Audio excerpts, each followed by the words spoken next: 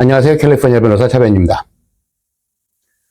오늘은 미국에서 아파트나 주택 렌트 계약을 할 때 계약서 사인하기 전에 반드시 확인해야 할 중요한 사항들을 다뤄볼 텐데요. 대부분 다 아는 내용이라고 자세히 들여다보지 않고 대충 맞겠지 사인했다가 나중에 집주인이 했던 말과 계약서에 쓰여져 있는 내용이 크게 달라서 손해를 보는 경우들이 많이 있습니다. 특히 캘리포니아주에서는 주거지 렌트 계약과 관련된 법적 요구사항이 매우 엄격하게 정해져 있고요. 나중에 구두로 했던 말과 계약서에 쓰여져 있는 내용이 상반될 때에는 계약서에 쓰여져 있는 내용을 더욱더 신빙성 있는 증거로 보기 때문에 계약서에 사인하기 전에 서로 주고받았던 내용들이 적절하게 계약서 안에 담겨져 있는지를 꼭 확인하는 게 중요합니다. 그래서 오늘은 계약서 사인하기 전 꼭 확인해야 되는 필수 항목 몇 가지를 살펴보겠습니다.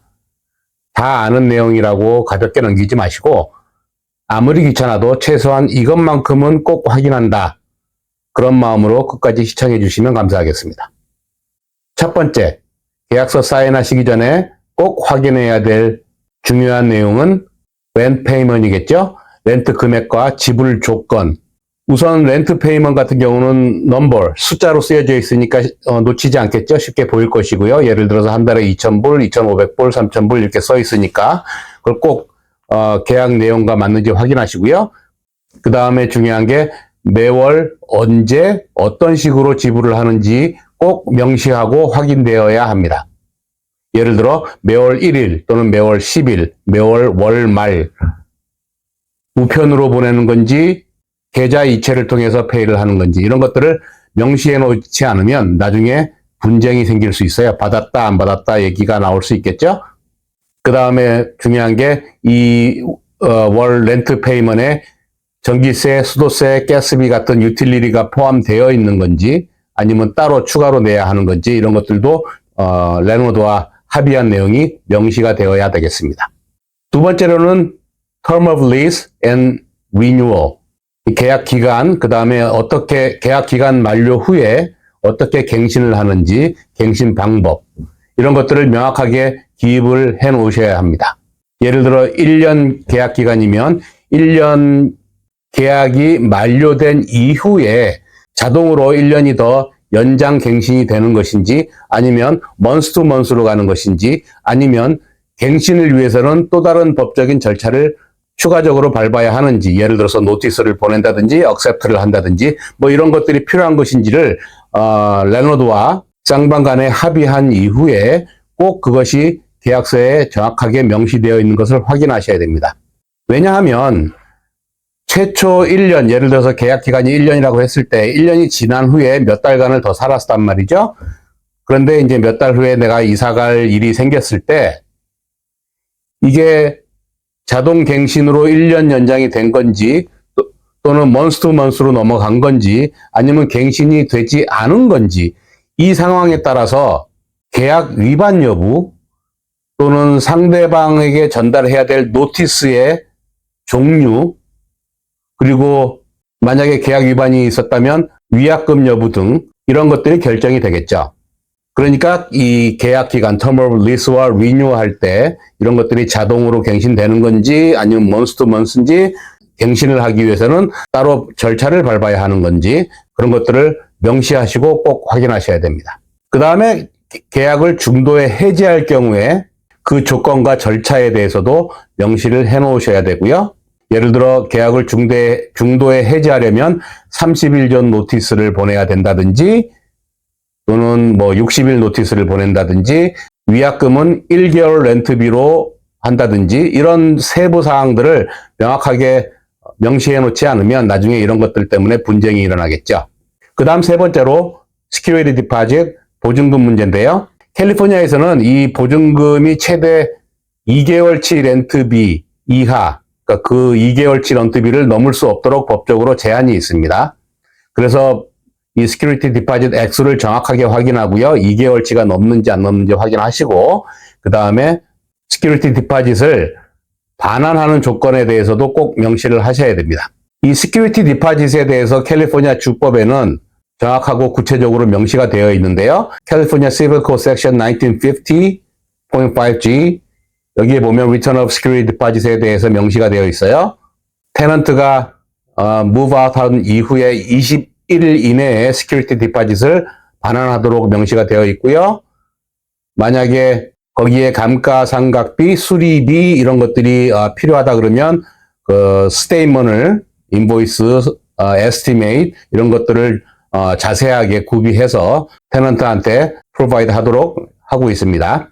만약에 랜로드가 이 기간 내에 시큐리티 디파짓을 리턴하지 않거나 good faith estimate을 주지 않거나 뭐 여러 가지 이유로 시큐리티 디파짓 문제가 해결되지 않을 경우에는 테넌트는 그 시큐리티 디파짓의 2배까지도 청구할 수 있는 그런 법적 권한이 있다는 거 꼭 명심하시고요. 그 다음에 렌트 계약서에서 꼭 확인해야 될 사항 네 번째로 리페어하는 부분이겠죠. 수리 및 유지 관리.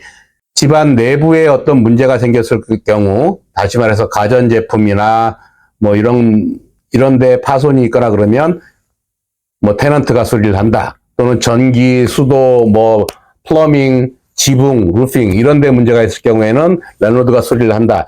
이런 것들이 법적으로는 누가 수리의 의무가 있는지, 관리 유지의 의무가 있는지 정확하게 나와 있지 않아요. 이거는 그런 쌍방 간의 합의에 의해서 계약이 이루어지는 거니까 그러면 명시를 해놓으면 분쟁이 없겠죠. 그 다음 다섯 번째로 중요한 게 그 주택에서 생활하면서 지켜야 할 규칙이나 조건들 이런 거 특별한 것들이 있을 수 있으니까 이런 것들이 있는지 또는 쌍방 간의 합의에 의해서 이런 것들을 또 삽입할 수 있는지 확인을 하셔야 됩니다. 예를 들어 뭐 요즘에 애완동물 문제가 많이 되죠. 캘리포니아 아파트에서 애완동물을 금지하는 그런 아파트들이 굉장히 많이 있어요. 그러니까 이 애완동물을 금지하는지 아니면 애완동물과 같이 살 수 있도록 허락하는 것인지 그런 것들도 명확하게 말로는 애완동물 괜찮다고 얘기해놓고 나중에 그걸 문제 삼아가지고 법적 분쟁이 일어날 수도 있기 때문에 애완동물 문제라든지 이런 것들 꼭 확인하시고요. 그 다음에 흡연 문제, 실내에서 금연이 조건인 경우도 있고 하니까 금연 조건에 대해서 꼭 확인하시기 바랍니다.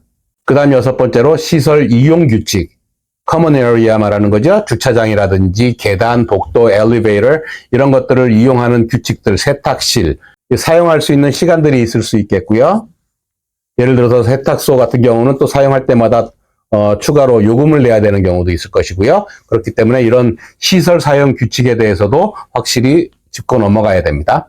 그 다음에 대부분의 사람들이 별로 중요하지 않다고 생각해서 넘어가는 경우들이 많이 있는데요. 이 jurisdiction이라고 있어요. 계약서에 대부분 들어가 있는 jurisdiction이 뭐냐면 법적인 분쟁이 발생했을 때 미국은 50개 주가 다 다르잖아요. 그리고 연방법이라는 게 또 따로 있고 그렇기 때문에 어느 주법, 어느 관할법에 의해서 이 법적 분쟁을 해결할 것인가 또는 꼭 트라이얼까지 갈 것인지 아니면 아비트레이션이나 미디에이션에서 해결을 할 수 있게 만드는 것인지 이런 것들이 이제 jurisdiction을 관장하는 그런 내용이 되겠는데요. 이것들도 꼭 확인하셔야 됩니다. 예를 들어서 뭐 대규모 아파트의 규모가 굉장히 큰 경우에 타주에 있는 부동산 투자회사나 아파트 매니지먼트 컴퍼니들이 이 캘리포니아 LA에 있는 그 뭐 100세대, 200세대 또는 1000세대, 5000세대 이런 아파트를 관리하는 경우가 많이 있거든요. 그러면 이 매니지먼트 컴퍼니와 어떤 분쟁이 발생을 했을 때 어느 주에서 소송을 해야 되죠? 내가 살고 있는 이 캘리포니아 주 LA 카운티에서 소송을 하는 게 맞다라고 당연히 생각하시겠지만 그쪽 입장은 또 다른 거예요. 예를 들어서 뉴욕에 있는 컴퍼니라면 뉴욕에서 소송을 하고 싶겠죠? 그리고 자기들 회사 본사가 뉴욕에 있기 때문에 뉴욕에서 소송을 하자고 주장을 할 수도 있습니다. 이런 jurisdiction 문제만 해결하는 것도 another lawsuit이에요. 시간도 많이 걸리고요. 비용도 많이 들어요. 그렇기 때문에 이런 jurisdiction 부분을 미리 정해 놓으면 예를 들어서 본 계약은 캘리포니아 주법을 따르며 모든 분쟁은 LA 카운티 법원에서 해결된다라는 식으로 명시를 해놓거나 또는 jury trial을 하지 않고 arbitration이나 mediation을 거쳐서 그때도 해결이 안 되면 캘리포니아 주법에 따른다. 이런 식으로 명시를 해놓으면 나중에 주리스딕션 가지고 분쟁이 생기는 일은 없을 겁니다. 오늘은 캘리포니아에서 아파트나 주거 렌트 계약서를 작성할 때 반드시 확인해야 할 중요한 사항들을 알아봤습니다. 계약서에 이런 세부 사항들을 정확하게 기입하는 것만으로도 나중에 발생할 수 있는 법적 분쟁을 예방할 수 있습니다. 혹시 더 궁금한 점이나 추가로 알고 싶은 내용이 있으시면 댓글로 남겨주시고, 그리고 영상이 유익하셨다면 나가시기 전에 구독, 좋아요 한번 꼭 눌러주시기 바랍니다. 그럼 다음 영상에서 또 뵙겠습니다. 감사합니다.